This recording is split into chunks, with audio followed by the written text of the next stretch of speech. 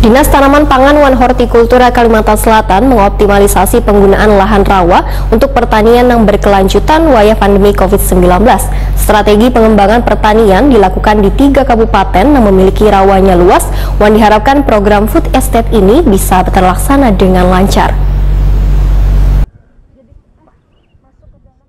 Dinas Tanaman Pangan Wan Hortikultura Kalimantan Selatan mengoptimalisasi penggunaan lahan rawa untuk pertanian yang berkelanjutan wayah pandemi COVID-19 ini. Strategi pengembangan pertanian ini dilakukan di 3 kabupaten yang memiliki rawanya yang luas, yaitu Kabupaten Banjar, Barito Kuala, dan Tanah Laut.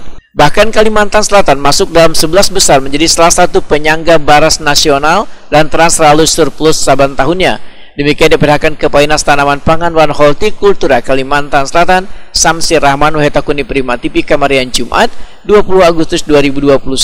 Menurut Samsir Rahman, Dinas Tanaman Pangan Wan Hortikultura Kalimantan Selatan rencananya akan mengusulkan program lumbung pangan nasional atau food estate tahun 2022 ke Kementerian Pertanian untuk tanaman padi wan jagung.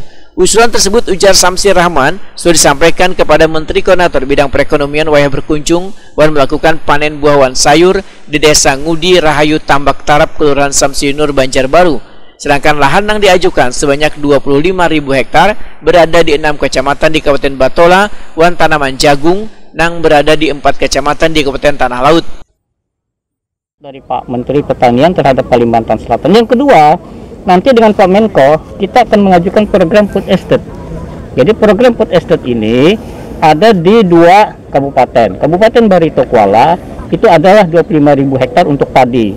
Kemudian untuk tanah laut itu adalah tanaman jagung.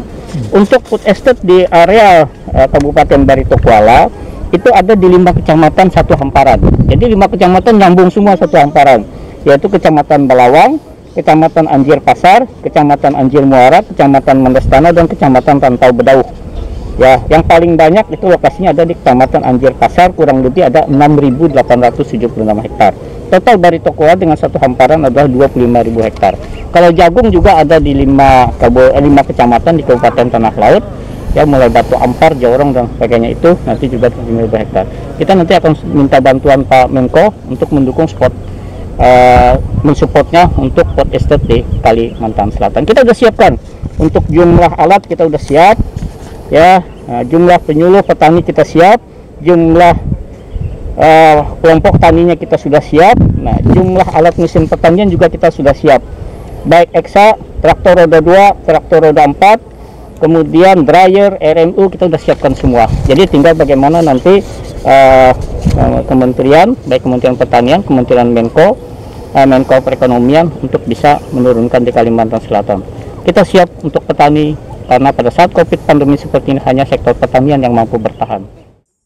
Samsir Rahman menambahkan, tim sudah turun ke lapangan untuk memeriksa dan menguji kelayakan lahan tersebut, sehingga diharapkan program food estate bisa terlaksana dengan lancar.